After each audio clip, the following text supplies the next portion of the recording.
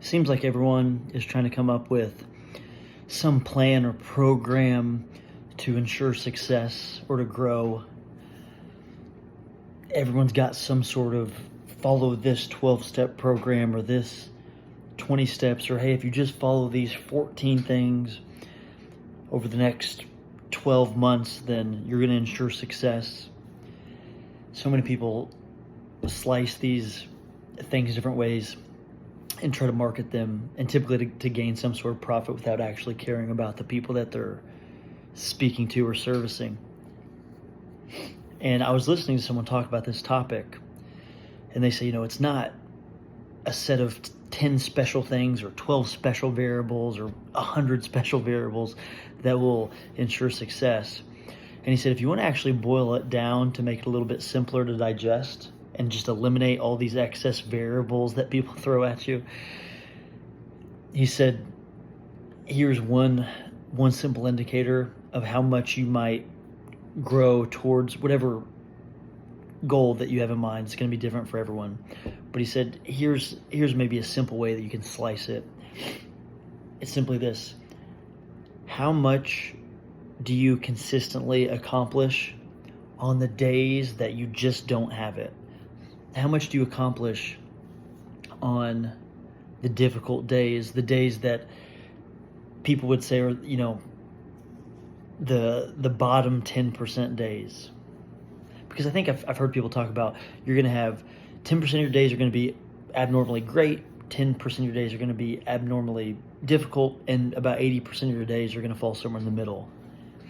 So like on those bottom 10% days, how much are you actually accomplishing? How much are you pushing? How much are you, whatever the goal is. So if it's a fitness and nutrition goal, like how much are you actually continuing to push the ball forward with your diet and exercise on the bottom 10% days?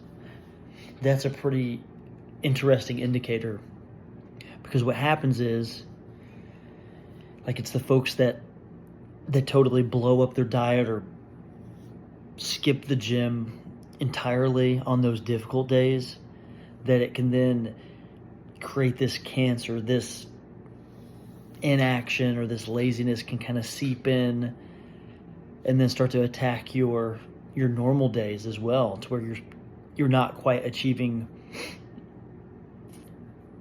during those normal days. So you just have to be careful, like during the difficult days, during the days where you just don't quite have it, during the days where maybe all you have is just the ability to go through the motions, but you just keep showing up. How much you accomplish during the difficult days is probably going to be a pretty good indicator of how much you're consistently growing. I'm going to switch topics a little bit, but I want to talk about two Psalms that I heard in today's sermon that struck me, and I just want to read these. So the first one, Psalm chapter 63. I'll read the first 4 verses, and this is a psalm from David when he was in the desert of Judah. It says, "You, God, are my God, earnestly I seek you. I thirst for you. My whole being longs for you. In a dry and parched land where there is no water, I have seen you in the sanctuary and beheld your power and your glory, because your love is better than life. My lips will glorify you. I will praise you as long as I live, and in your name I will lift up my hands." And I know that David, again, was writing this in the desert when he was in Judah, but that last part of the first verse there, where it says, "My whole being longs for you in a dry and parched land where there is no water." And I think about, like, yes, David was in the desert, but I think about just our culture right now in America.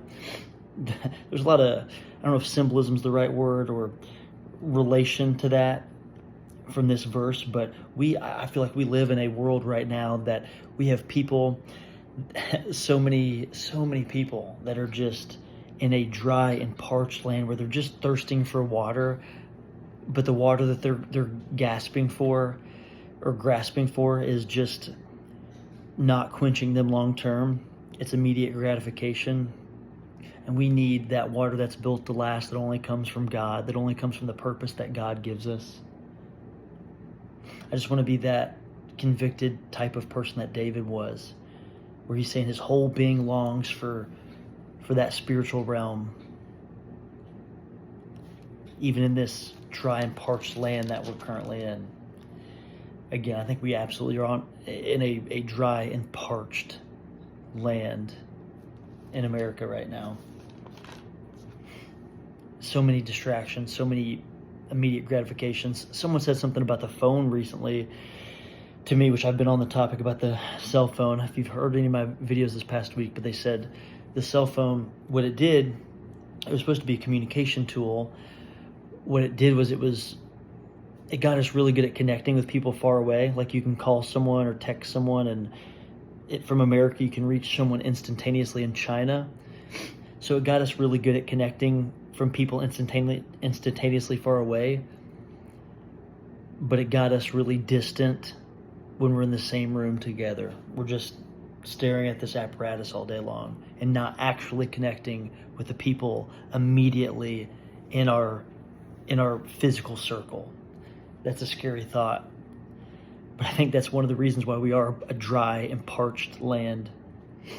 Next and lastly, I'm going to read from Psalm chapter 93, just two verses 18 and 19.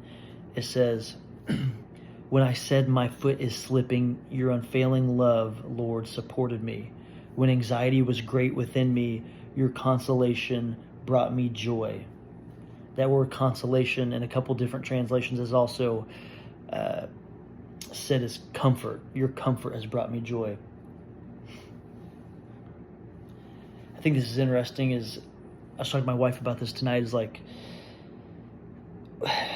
it's that verse 18. When I said my foot is slipping, your unfailing love, Lord, supported me. It's like this person noticed that they were slipping. I don't know the context behind that specific part, but for me, I've had that same conversation where it's like, God, I'm falling to temptation right now, or God, I'm really struggling with this fear. It's like you notice that the fear and the sin is coming, or maybe it feels like your life's unraveling a little bit, and then it says, but Lord, your unfailing love is supported me. And then it goes on in verse 19 again, when anxiety was great within me, like the comfort of you, God, it brings me joy. Like, are we actually leaning into that? Are we leaning into God when we're fearful? Are we leaning into God when we feel our footing slipping under us?